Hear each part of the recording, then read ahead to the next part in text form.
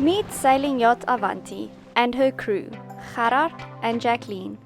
We left Cape Town in December 2021 on our floating home, heading west on an adventure of a lifetime around the world. We have just released the mooring lines for the last time in Panama and started our big journey across the Pacific Ocean. But first, a small hop to the Las Perlas island group. It took us a while, but we have finally finished putting up our new mainsail. But we have yet to go sailing with it, and we're keeping our fingers crossed that all goes well. Not the way we would have liked to leave, but when the weather gives you a gap, you need to take it.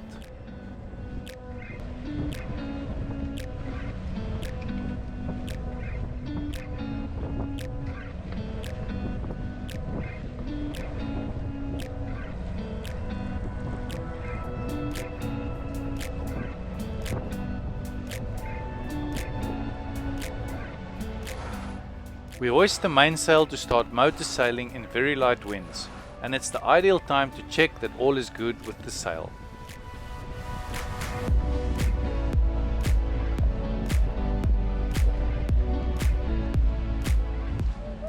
All looks 100% and we can't wait for a better breeze to see how Avanti performs with the new sail.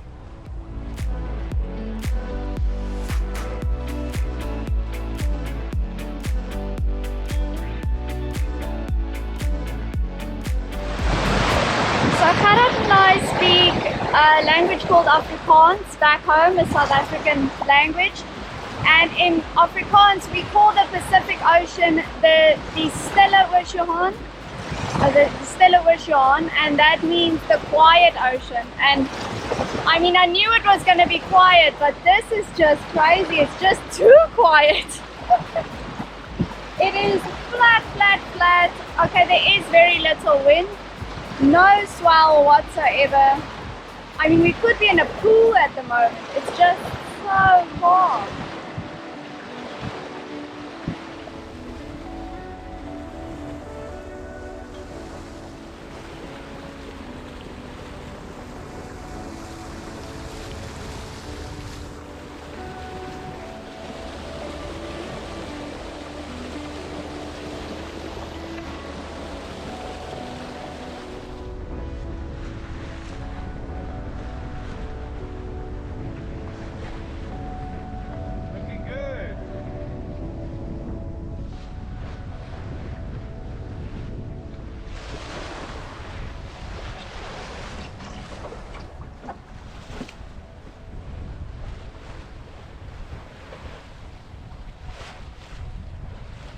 The things we liked about Panama in our time in Panama City and Colón has to start with the wildlife. You know, the wildlife and the undevelopedness of the cities had these green belts that I think had good conservation efforts because people just lived in harmony with sloths and monkeys and, you know, so many bird species. The butterflies were everywhere, so the wildlife was really the best part about Panama. The second thing was the Shelter Bay Marina cruiser community. We really enjoyed.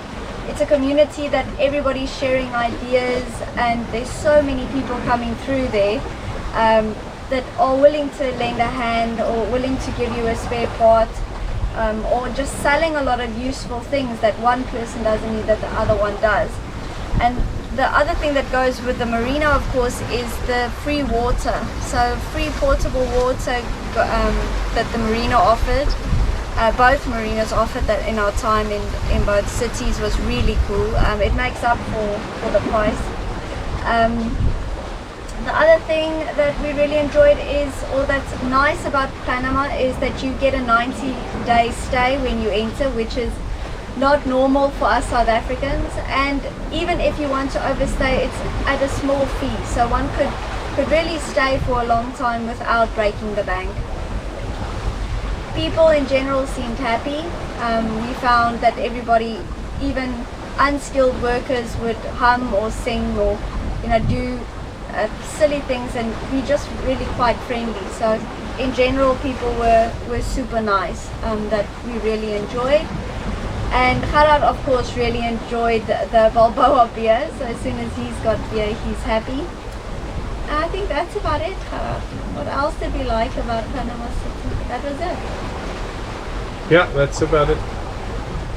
The things we didn't like about Panama was I'm a bit stingy, so it's definitely more expensive than the other Central American countries like Colombia. Colombia, right next door to it, is extremely cheap. We were seeing South African prices there compared to here, where I think it's because they have the US dollar and a lot of things are imported from the US that the currency is obviously stronger than the Colombian one, so I think that makes it a little bit more expensive. Another thing is that you would think that there would be a lot of ship spares here and yacht spares because there's so many cruises coming through here every year, but it's surprising to see how little is actually available. There's a lot of shops, but they don't really carry stock, and if you have to get something in, it's quite a story, and there's quite a lead time. So we've just a handful of our friends or people that we've met here has needed something, and they had to wait quite long. So if you do have an issue here while prepping to go across the Pacific, you're gonna have to wait for parts unless you have your own spare parts on board. One other thing was there was really very little good anchorages close to Colón and Panama City. The one at Shelter Bay is really bad. The wind blows like crazy there, and there's a lot of big ships, and the water is not that clean, although it's cleaner than it is on the Panama City side.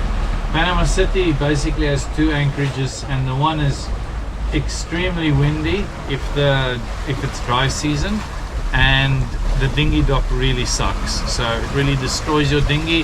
The other anchorage on Panama City side, close to the marina we went in for one night, is much better, but it's extremely rolly, so all the pilot boats go past there and they make a lot of swell, so you do shake around there quite a bit. There's very good marinas, so that's maybe a plus point, but they are pricey, so the negative side of that. So but if you are somebody coming from the States or Europe that's got a stronger currency, I think it's relatively affordable and they are very good. Then the seawater quality on Panama City side is not great. It's obviously a lot of commercial activity, and apparently in the past they discharged the whole of Panama City sewage into the bay. Although there's a big tide, so a lot of water coming in and out, it's not crystal clean and it's very muddy, but there is an effort to clean up, I think, the issue they had with sewage in the past. So yeah, that's about it. I think that's the only real dislikes we had in Panama. We had made it safely to Isla Contadora, and at sunset we were off to friends that had caught a big mahi on the way for dinner. Good morning from Las Perlas. We are just waking up, had some omelets for breakfast, and now considering a morning nap. I think, well, I am kind of spilling a face. I believe that this must be the best way to start a crossing. We're a day away and we've done all the jobs we need to do, and now it's just relaxing for 2 days, making sure we're well rested before we actually start the crossing. So I think this is the perfect way to start a crossing. Gerard is not 100% on board, but it's a very calm morning. It's flat waters. So we'll go to the island and maybe walk around a bit or just stay on board. Isla Contadora is a northeastern island in the Las Perlas island group. Many cruisers come here and wait for a weather window before their crossing. It's a relatively easy sail back to Panama and stock up before they depart. For us, it looked like we had a weather window quite quick after our transit, so we provisioned and made this a stop en route rather. A 3-night stay here before the big ocean crossing. Some of these islands are privately owned, but not Isla Contadora. It's the third busiest island in the region for tourists and only has 253 residents, with many large upmarket holiday homes. It has a small runway with regular flights, and most people get around on small 4x4 utility vehicles. Along our beach walk, we saw a large abandoned hotel that must have been empty for a number of years. Oh, it's from polystyrene, unfortunately. Oh man. The next island we headed to is called San Jose. This is a privately owned island with one hotel at the southern side of the island. On our way, we saw humpback whales and hundreds of pelicans fishing right around us, but no luck on our lines. To be honest, our freezer was extremely full, so we didn't really try.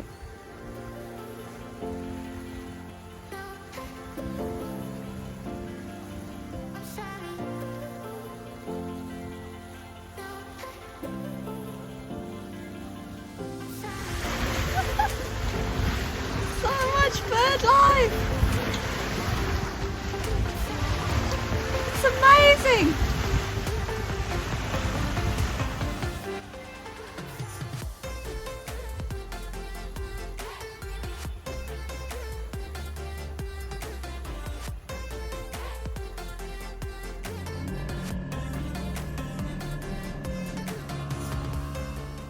In this anchorage, there were some caves that we could explore with our dinghies, and our friends from the boat called Dignity. We met them in Grenada a few months ago, and they planned to start their crossing almost the same time we did. We hope to stay close to each other throughout the passage.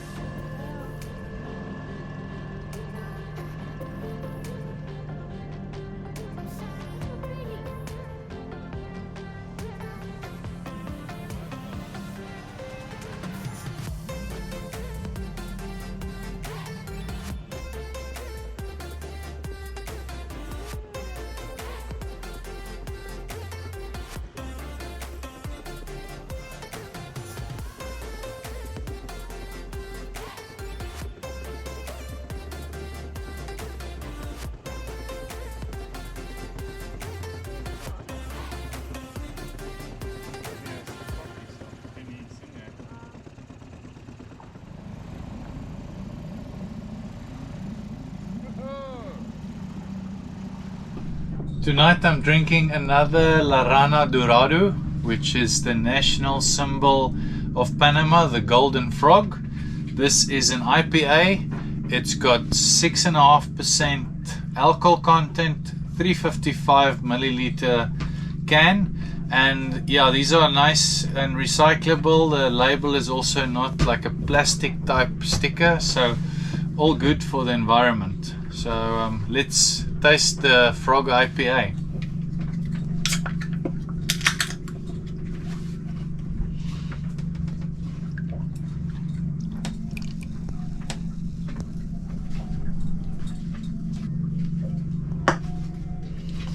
Not a lot of head. I'm not sure if they do carbonated or if it's all natural, but not a big head of foam.